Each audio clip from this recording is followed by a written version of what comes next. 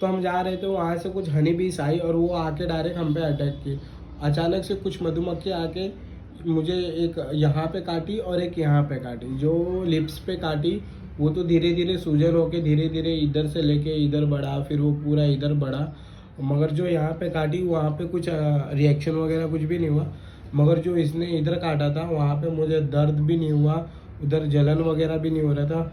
बस मेरा एक ही कंप्लेंट था कि वो धीरे धीरे पूरा फूक रहा था, और फूकने के बाद ऐसा लग रहा था कि ये पूरा फट जाएगा।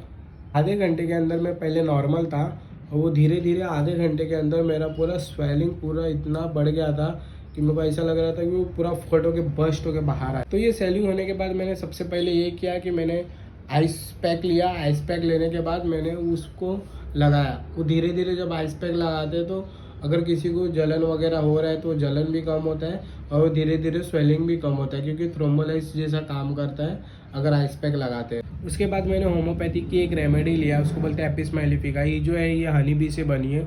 तो इसका काम क्या होता है कि अगर जिसको हनी बी ने काटा है, इसको बर्निंग है, जलन है और फिर सूजन वगैरह हो रहा है, तो लेने के बाद धीरे धीरे कम होता है। तो उसके बाद मैंने डेक्सा और एविल का इंजेक्शन लिया, बट 15-20 मिनट हो गए थे मगर कुछ उसका एक्शन वगैरह नहीं दिख रहे थे। तो मैंने तुरंत एक को बोल के हाइड्रोकॉड का इंजेक्शन लगवाया। इंजेक्शन वो हाइड्रोकॉड का 100 mg का था, वो डायरेक्ट बोलेस में इनपुट किया। फिर उसके बाद मैंने तुलसी जो रहती है, तुलसी का मिट्टी, जो तुलसी का पेड़ है उसके नीचे थोड़ी सी उसकी तुलसी की मिट्टी रहती है, तो वो डायरेक्ट मैंने फेस पे पूरा लगा लगा के पूरा कवर किया। और उसके बाद मैंने 15 मिनट के लिए रेस्ट किया। तो मेरा इंजेक्शन भी हो गया, मेरा होम्योपैथी की मेडिसिन भी हो गई, और ये जो होम रेमेडी है के लिए जो तुलसी का मिट्टी यूज़ करते मेरा वो भी हो गया। तो मैंने आधे घंटे के अंदर ये तीनों ले लिया था। फिर आधे घंटे में 15, फिर इसके बाद मैंने 15 मिनट आराम किया। 15 मिनट आराम करने के बाद मैंने देखा तो स्वेलिंग थोड़ी सी कम हो गई थी, मगर फिर भी थी। फिर 1 घंटे बाद देखा तो और थोड़ी सी कम हो गई थी। फिर रात में सो गया। रात में सोने के बाद जब सुबह उठा तो मेरे स्वेलिंग एकदम थोड़ी सी बची थी, मगर वो थी। और ये जो थोड़ी सी स्वेलिंग बची थी, ये 3-4 दिन बाद धीरे धीरे धीरे होके कम हुआ। इंस्टेंटली फटाक से कुछ भी कम नहीं हुआ। बट जो मेरी वो लार्ज स्वेलिंग थी, बड़ी स्वेलिंग सूजन थी, वो सिर्फ 1 दिन के अंदर वो इतने से इतना सा हो गया था। मतलब इतना बड़ा स्वेलिंग थी मगर एकदम थोड़ा सा बच गया था, और बाकी सब रिजॉल्व हो गया था। मुझे इस दौरान कभी भी दर्द भी नहीं हुआ, कुछ भी नहीं हुआ, बर्निंग वगैरह भी नहीं हुआ, जलन वगैरह कुछ भी नहीं हुआ। सिर्फ मेरे को ऐसा था कि स्वेलिंग हुई। इसके साथ मैंने साइमल्टेनियसली टैबलेट लिया। टैबलेट में मैंने 3 टैबलेट लिया, और एक कैमरल फोर्ट लिया, फिर दूसरा एंजोफ्लैम लिया, और फिर तीसरा कोई भी एंटीहिस्टामाइन ले सकते हैं जैसे लिवोसेट्रिन, मिथाइल प्रेडनिसोलोन। तो ये तीनों चीज़ लेने के बाद मैंने ये तीनों चीज़ रेगुलर मतलब 3-4 डेज का धीरे धीरे लिया, बट इसको 5 दिन लेना रहता है।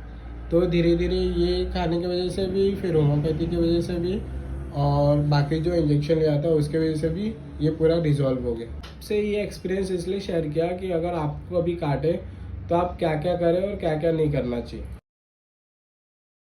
सबसे पहले 20 आए तो सबसे पहले आपको करना ये है कि रुमाल वगैरह कुछ भी लेके आपको फेस साइड करना है। फेस साइड करना है कि वो 20 कान में ना घुसे, क्योंकि कान में घुस जाएगा तो आपको बहुत सीवियर प्रॉब्लम होगी इसमें। 20 आपके पास आए और वो काटने के लिए आए तो आपको डरना नहीं है, डर के इधर उधर भागना नहीं है। आपको क्या करना है, उधर ही स्ट्रेट खड़ा रहना है, थोड़ा भी हिलना नहीं है। क्योंकि अगर आप मूवमेंट करोगे तो उनको एक्शन समझते हैं और वो आके आके काटने का ट्राई करेंगे।